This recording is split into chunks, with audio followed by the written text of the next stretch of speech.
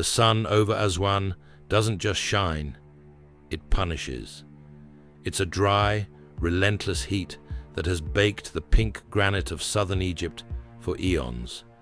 But if you walk deep enough into the northern quarry, past the tourist paths and the modern debris, you'll find yourself standing on the edge of a trench that defies every law of primitive labor you were taught in school. Beneath your boots lies a single piece of stone. It's a monster. If it had been finished, it would have stood 137 feet tall and weighed nearly 1,200 tons. To put that in perspective, that's roughly the weight of 2 Boeing 747s, fully loaded, carved from a single continuous piece of some of the hardest rock on the planet. This is the Unfinished Obelisk. Standard history books will tell you this was the work of Queen Hatshepsut's craftsmen around 3,500 years ago. They'll tell you that hundreds of laborers stood in these narrow trenches, day after day, smashing dolerite rocks against the granite until the shape emerged.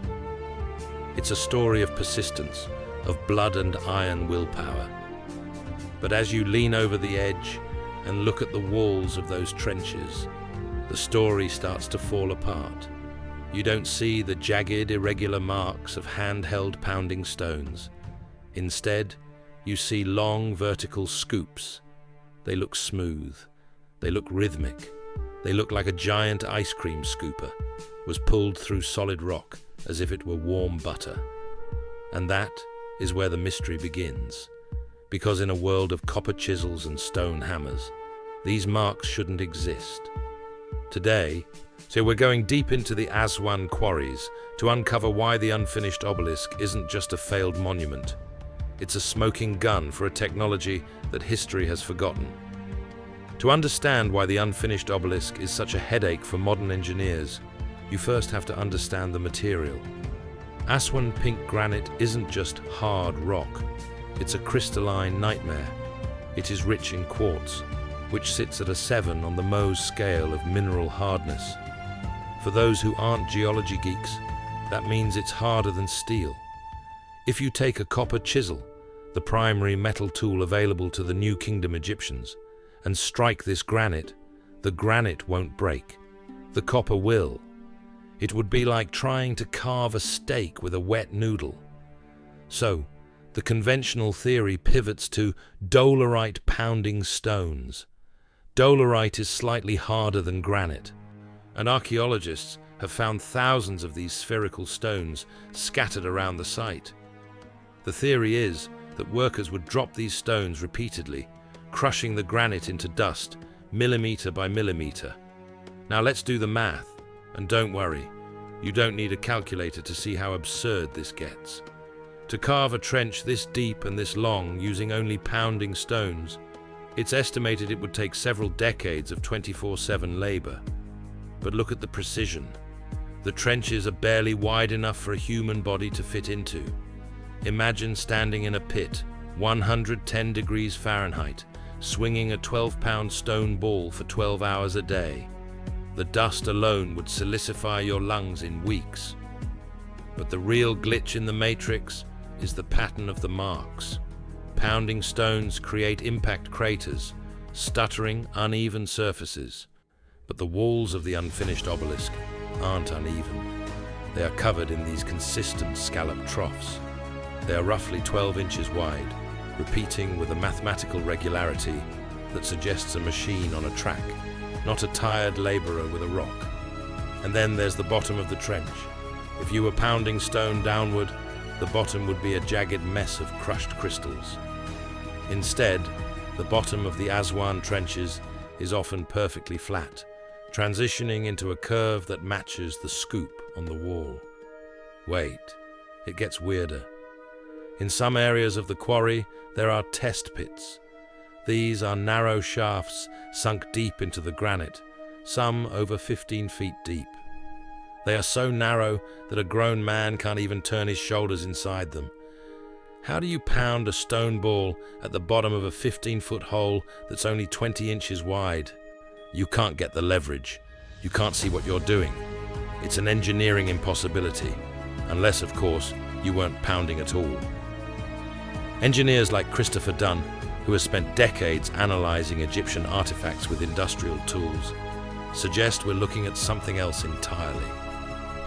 When you see these scoop marks in a modern context, you usually find them in one place: large-scale open pit mines, where massive bucket wheel excavators or rotary cutters chew through the earth. But there's a catch. Even our modern diamond-tipped saws struggle with the speed and geometry suggested by the marks in Aswan. Some researchers have proposed that the scoops are actually the result of a process called thermal spalling, using extreme heat to crack the rock. But granite reacts poorly to uneven heating. It shatters. And the unfinished obelisk didn't shatter until it did. Let's talk about the crack. The only reason this obelisk is still in the ground today, the only reason we can study these marks, is because a massive fissure developed in the stone while it was being carved. You can see it clearly, a jagged lightning bolt of failure running through the granite. When that crack appeared, the project was abandoned. The scoop marks just stop. It's a frozen moment in time. But even in its failure, the obelisk reveals a secret. To even consider moving a 1,200-ton block, the architects had to have a level of confidence that borders on the supernatural. Think about the logistics. To lift this out of the quarry and transport it to the Nile, you'd need a ramp capable of supporting the weight of a small destroyer ship.